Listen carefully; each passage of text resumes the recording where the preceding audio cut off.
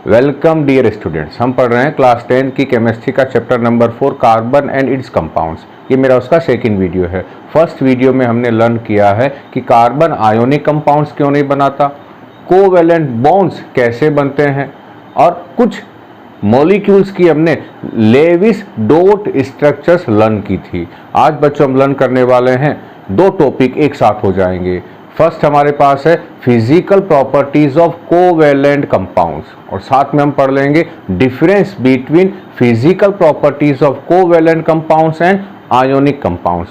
तो main topic क्या हमारे पास आज है, difference between physical properties of covalent compounds and ionic compounds. तो टॉपिक का नेम डाल देते हैं, क्या है आज, physical properties of covalent compounds. ये मेन टॉपिक है, लेकिन हम साथ में क्या पढ़ लेंगे, इसी के साथ हम डिफरेंस बिटवीन फिजिकल प्रॉपर्टीज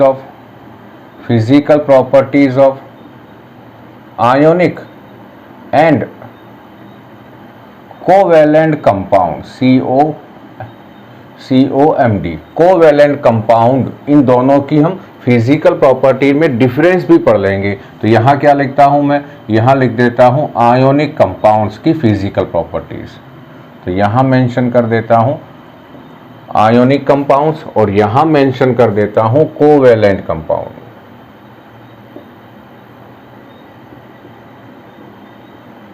अब हम इसमें इनको डिवाइड कर देते हैं एक लाइन से। फर्स्ट आ जाते हैं यहाँ पर आयोनिक बॉन्ड्स या आयोनिक कंपाउंड्स कैसे बनते हैं, जब एक मेटल की एक नॉन मेटल के साथ कॉम्बिनेशन हो। कैसे बनेंगे कोवैलेंट, जब एक नॉन मेटल दूसरे नॉन मेटल के साथ कंबाइन हो रहा हो। तो फर्स्ट क्या हमारे पास है, आयोनिक कंपाउंड्स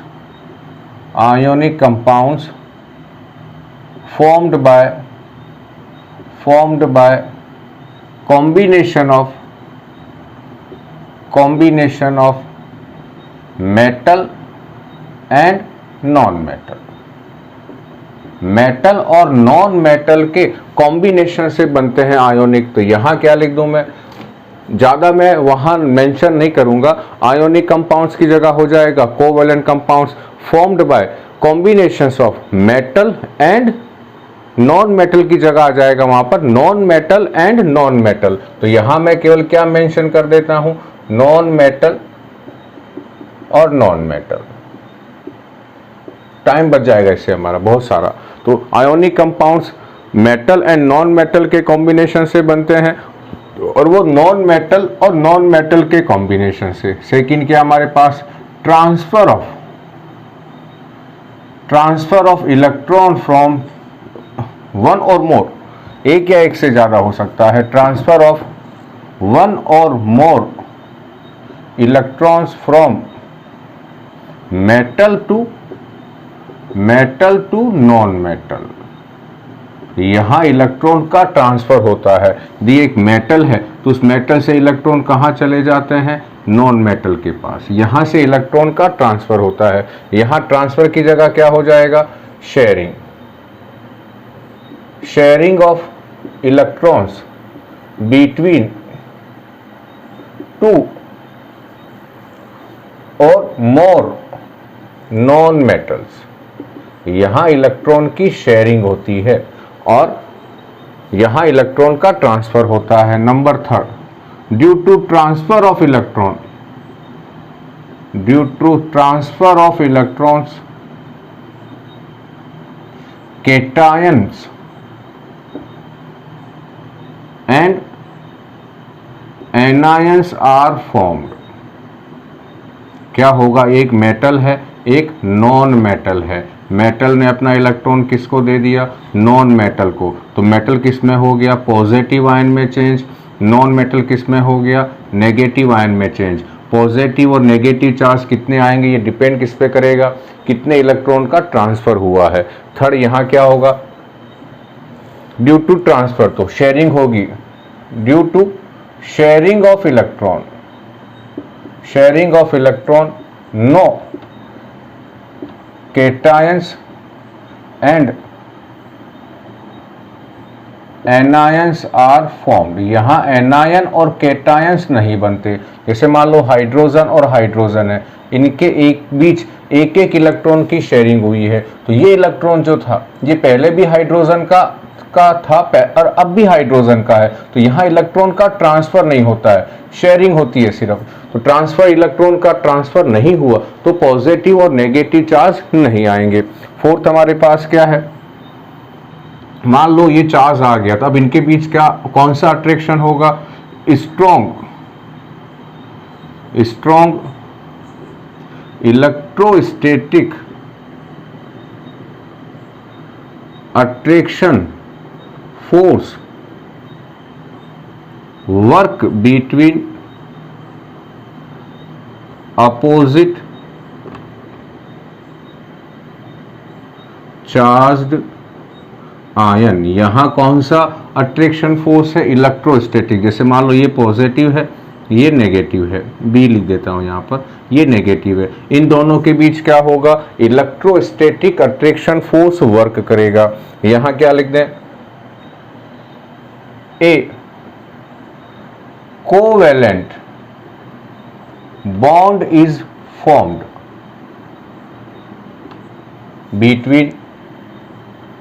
बिटवीन एलिमेंट्स। यहां कोवेलेंट बॉन्ड बनता है, जैसे ए और बी है, तो ये इस तरह का क्या बन जाएगा, कोवेलेंट बॉन्ड। ये क्या है, कोवेलेंट बॉन्ड है। यहां क्या है, यहां इस तरह की कोई लाइन नहीं होती जैसे हमने यहां शो करी है, यहां अट्रैक्शन है। नंबर 5 हमारे पास क्या है, ये इलेक्ट्रोस्टैटिक फोर्स जो है ये कैसा है, इलेक्ट्रोस्टैटिक अट्रैक्शन फोर्स जो है, इलेक्ट्रोस्टैटिक जो फोर्स है वो बहुत ज़्यादा स्ट्रॉन्ग है। यहाँ जो बॉन्ड है कौन सा है, कोवेलेंट बॉन्ड है। कोवेलेंट बॉन्ड कैसा है, week then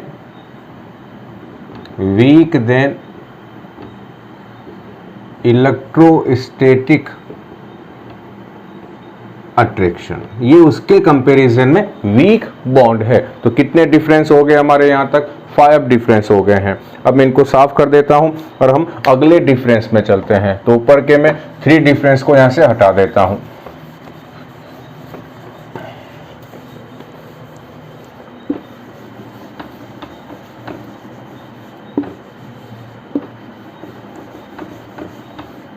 fourth number,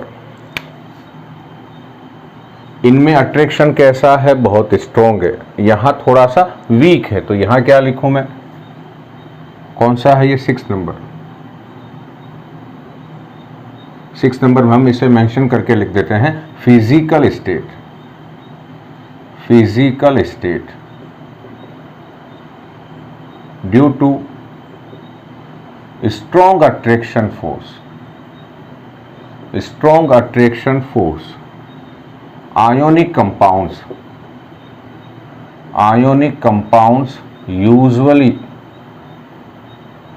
usually solid। Ionic compounds कैसे होते हैं, सॉलिड होते हैं। रीजन क्या है, स्ट्रॉन्ग अट्रैक्शन फोर्स है। अब यहां समझना बच्चों, यहां क्या है, यहां जैसे मैं एग्जांपल पहले यहां समझाता हूं कि ये एक NaCl है, यहां पॉजिटिव यहां नेगेटिव। ये एक इसका क्या हुआ, एक फॉर्मूला हुआ है इसका, यहां लिख देता हूं मैं इसका दूसरा फॉर्मूला क्या है, आयोनिक कंपाउंड्स की एक यूनिट को कहते हैं फॉर्मूला। ये हो गया इसका सेकंड फॉर्मूला। इस नेगेटिव और इस पॉजिटिव के बीच भी क्या है, इलेक्ट्रोस्टैटिक अट्रैक्शन फोर्स है। इस पॉजिटिव और इस नेगेटिव के बीच भी इलेक्ट्रोस्टैटिक अट्रैक्शन फोर्स है। यानी ये Cl- अभी यहाँ पर इन दोनों Na+ के साथ इलेक्ट्रोस्टैटिक अट्रैक्शन फोर्स, इन दोनों के बीच इलेक्ट्रोस्टैटिक अट्रैक्शन फोर्स वर्क कर रहा है। यानी किसी भी आयोनिक कंपाउंड्स में जो पॉजिटिव और नेगेटिव आयंस होते हैं, सभी आयंस के बीच यही अट्रैक्शन फोर्स वर्क करता है। अब आते हैं कोवेलेंट में। यहां क्या होता है, जब यूजुअली ये कैसे होते हैं, यूजुअली ये होते हैं लिक्विड और गैसियस या गैसेस। इनकी जो फिजिकल स्टेट होती है वो लिक्विड और गैसेस होती है। कुछ एग्जाम्पल है, few example which found in solid also.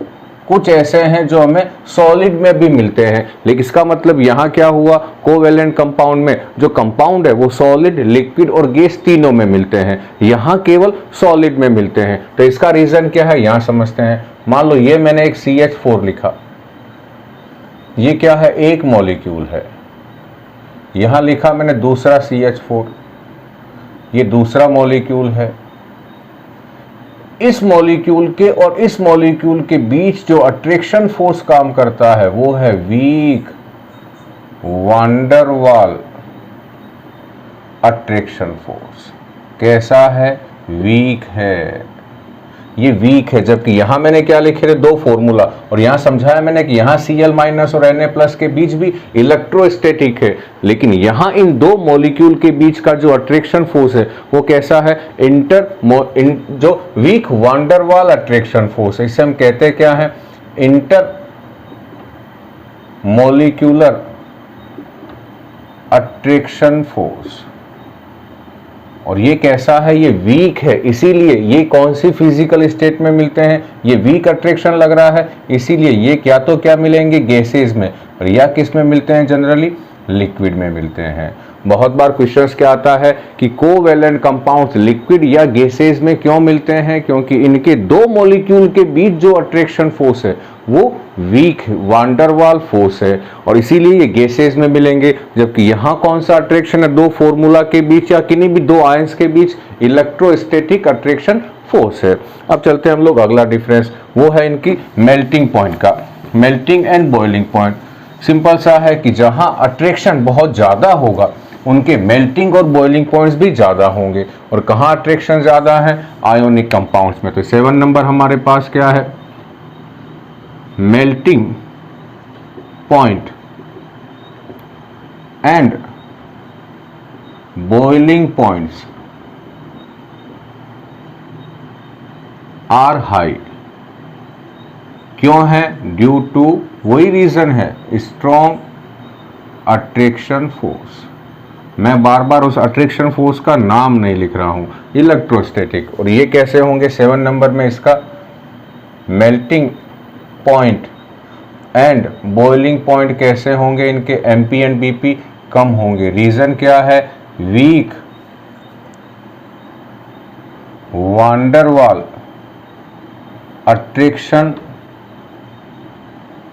Force between molecules.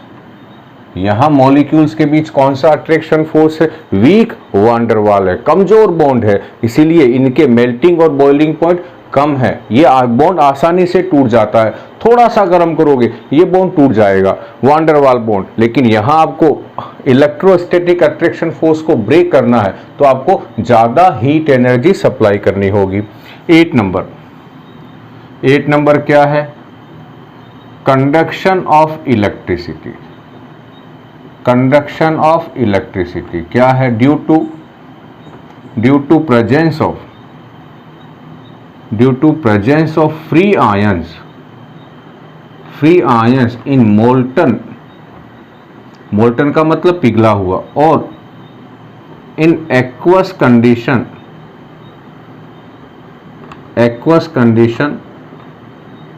they conduct electricity. ये इलेक्ट्रिसिटी को कंडक्ट करते हैं। रीजन क्या है, इनमें फ्री आयंस है, वो भी कौन सी कंडीशन में होंगे, मोल्टन और एक्वस में। यहां क्या है, आयंस तो है ही नहीं, यहां पर नो आयंस या फ्री आयंस। आयंस है ही नहीं है तो क्या होगा, यहां पर नो कंडक्शन ऑफ इलेक्ट्रिसिटी। ये इलेक्ट्रिसिटी को कंडक्ट नहीं करते हैं, ये करते हैं। और अगला डिफरेंस हमारे पास आ रहा है, 8 डिफरेंस हो गए हैं। 9 नंबर डिफरेंस जो है वो हमारे पास सिंपल सा है, और वो क्या है, सॉल्युबिलिटी का है। कौन किस में सॉल्युबल है, तो हमने पढ़ा था आयोनिक कंपाउंड्स की फिजिकल प्रॉपर्टी में कि आयोनिक कंपाउंड्स जो है, यहां लिखता हूं 9 नंबर, जो आयोनिक कंपाउंड्स हैं, आयोनिक कंपाउंड्स जो हैं are soluble in are soluble in polar solvent like water and insoluble in non-polar solvent like alcohol, benzene, acetone, kerosene.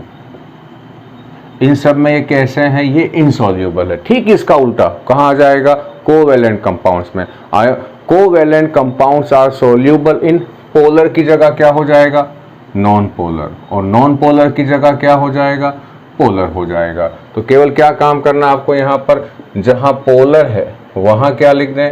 Non polar, और जहाँ नॉन पोलर है वहाँ हम क्या लिख दें? पोलर। तीसरा क्या काम करना है? जहाँ आयोनिक लिखा हुआ है वहाँ क्या लिख दें? कोवेलेंट।